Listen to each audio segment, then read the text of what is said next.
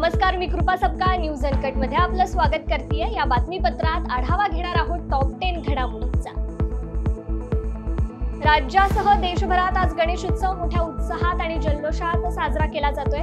आपल्या लाडक्या गणरायाच्या आगमनासाठी अवघे जण सज्ज झाले। तर आज गणेश चतुर्थी निमित्त राज्यातील प्रमुख मंदिरे भाविकांच्या गर्दीने फुलून गेली आहेत। अशातच नागपूरकरांचे आराध्य दैवत असलेला आणि विदर्भातील अष्टविनायकापैकी प्रमुख स्थान असलेल्या गणेश टेकडी मंदिर परिसर देखील भाविकांच्या अलोट गर्दीने फुलून गेलाय। आज पहाटेपासूनच गणेश टेकडीला भाविकांची मोठी गर्दी उसळली आहे। तर मंदिर प्रशासनाच्या वतीनेही मंदिर परिसर आकर्षक सजावट, फुलांची आरास आणि विद्युत रोषणाईने सजला। पुढील 10 दिवसाच्या गणेशोत्सवात विविध कार्यक्रमांचं आयोजन देखील करण्यात आलंय। आजपासून गणेशोत्सवास प्रारंभ झालाय। राज्यभरातील अनेक गणपती मंडळात घराघरात लाडक्या गणपती बाप्पाचं वाजत गाजत स्वागत होत आहे। तर दुसरीकडे धावत्या गोदावरी एक्सप्रेस मधील गणेशोत्सवाची 27 वर्षांची परंपरा यंदा खंडित झाली आहे। धावत्या रेल्वेत गणेश मूर्ती स्थापना करण्यास रेल्वे प्रशासनाने विरोध केलाय। गोदावरीचा राजा अशी मनमाड मुंबई या गोदावरी एक्सप्रेस मध्ये प्रतिष्ठापना होणाऱ्या गणपतीची ओळख आहे।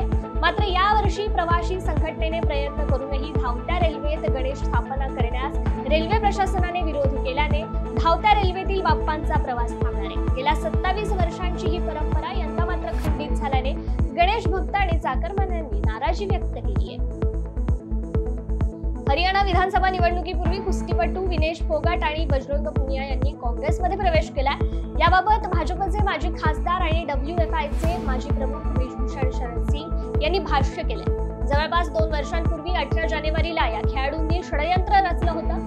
ज्या दिवशी हे सर्व सुरू झालं त्या दिवशी मी हे राजकीय षडयंत्र असल्याचं सांगितलं होतं। यामध्ये काँग्रेसचा सहभाग होता, दीपेंद्र हुड्डा आणि भूपिंदर हुड्डा यांचाही सहभाग होता। तसेच त्यांनी ही संपूर्ण स्क्रिप्ट लिहिली होती। हे खेळाडूंचे आंदोलन नव्हते। आता जवळपास 2 वर्षांनंतर या नाट्यात काँग्रेसचा हात असल्याचे समोर आले, असा आरोप वेशभूषण शरण सिंग यांनी केला आहे। आगामी विधानसभा निवडणुकीला सत्ताधाऱ्यांचे 113 आमदार पाडू असं आव्हान मराठा आंदोलक मनोज जरांगे पाटील यांनी राज्य सरकारला दिलं होतं। याबाबत राष्ट्रवादी अजित पवार गटाचे नेते आणि मंत्री छगन भुजबळ यांना विचारलं असता त्यांनी मनोज जरांगे पाटलांना प्रति आव्हान दिले। मनोज जरांगे पाटलांमध्ये हिंमत असेल तर त्यांनी 288 मतदारसंघात उमेदवार उभे करून दाखवावेत आणि माझ्या विरोधात निवडणूक लढवावी असं ओपन चॅलेंज भुजबळांनी मनोज जरांगे पाटलांना दिले। शिंदेजी तुमचे वैर नाही, देवेंद्र तरी खैर नाही अशी टॅगलाईन वापरत राष्ट्रवादीच्या नेत्या खासदार सुप्रिया सुळे यांनी आपल्या प्रवक्त्यांना फक्त देवेंद्र फडणवीस यांना टार्गेट करण्याच्या सूचना दिल्या होत्या। यावर भाजप नेते आमदार संजय कुटे यांनी चांगलाच पलटवार केलाय। सुप्रिया सुळे या राज्याच्या सो-कॉल्ड नेत्या असून त्यांनी असं वक्तव्य करून त्यांची जातीयवादी मानसिकता दाखवली आहे अशी टीका भाजप नेते आमदार संजय कुटे यांनी केली आहे। राष्ट्रवादी काँग्रेसचे अध्यक्ष आणि राज्याचे उपमुख्यमंत्री अजित पवार यांची जनसन्मान यात्रा काल गडचिरोली मधील अहेरीत दाखल झाली होती। या यात्रेतील सभेत बोलताना अजित पवार यांनी विविध मुद्द्यांवर भाष्य केले। महायुतीच्या सरकारने सुरू केलेल्या विविध योजनांची माहिती त्यांनी उपस्थित जनतेला दिली। गडचिरोलीतील राष्ट्रवादी काँग्रेसचे नेते धर्मराव बाबा आत्राम हे सध्या अन्न आणि औषध प्रशासन मंत्री आहेत। राष्ट्रवादी काँग्रेसमध्ये फूट पडल्यानंतर त्यांनी अजित पवार यांच्यासोबत राहण्याचा निर्णय घेतला। आगामी विधानसभा निवडणुकीत धर्मराव बाबा आत्राम यांच्या विरोधात त्यांची कन्या भाग्यश्री आत्राम राष्ट्रवादी काँग्रेस शरदचंद्र पवार पक्षाकडून निवडणूक लढवणार असल्याची चर्चा आहे। या पार्श्वभूमीवर अजित पवार यांनी महत्त्वाचं वक्तव्य केले। घरामध्ये फूट पाडण्याचा प्रयत्न करतायत, हे समाजाला आवडत नाही। आम्ही पण अनुभव घेतलाय, मी चूक मान्य केली आहे असं अजित पवार यांनी सांगितलंय। शेतकऱ्यांच्या विविध मागण्यांसाठी रविकांत तुपकर हे मातृतीर्थ सिंदखेड राजा येथे अन्नत्याग आंदोलन करतात। आज रविकांत तुपकर यांचा अन्नत्याग आंदोलनाचा 4था दिवस असून रात्री तुपकर यांची स्थानिक उपविभागीय अधिकारी यांनी भेट घेतली होती। तसेच कृषी मंत्री धनंजय मुंडे यांनीही तुपकर यांच्याशी फोनवरून बातचीत केली होती।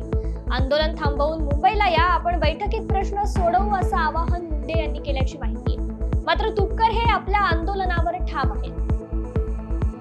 गेल्या काही दिवसापासून राज्य सरकारच्या वेगवेगळ्या योजनांची राज्यभर चर्चा आहे। राज्यातील दलित, महिला, आर्थिक दुर्बल, शेतकरी, विद्यार्थी यांच्यासाठी सरकारतर्फे वेगवेगळ्या योजनांची अंमलबजावणी केली जाते। याच योजना समाजातील शेवटच्या व्यक्तीपर्यंत पोहोचवाव्यात यासाठी राज्य सरकारकडून प्रयत्न करण्यात येत आहेत। याच प्रयत्नांचा एक भाग म्हणून सरकारकडून मुख्यमंत्री योजना दूत हा उपक्रम राबवला जातो। या उपक्रमाच्या माध्यमातून तरुणांना प्रति महिना 10,000 रुपये कमवण्याची संधी आहे। या उपक्रमात सहभागी होण्यासाठी शेवटचे 6 दिवस शिल्लक आहेत।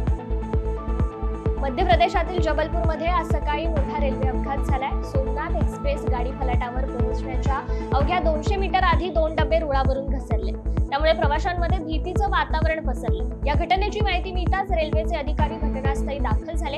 या अपघातात कोणतीही जीवितहानी किंवा जखमी झाल्याचं वृत्त नाहीये। अपघाताच्या कारणांचा शोध मात्र घेतला जातोय। रेल्वेचे सीपीआरओ हर्षित श्रीवास्तव यांनी सांगितलंय की 2291 ट्रेन इंदूरहून जबलपूरकडे येत होती। ट्रेन जबलपूर प्लॅटफॉर्म क्रमांक 6च्या दिशेने जात होती।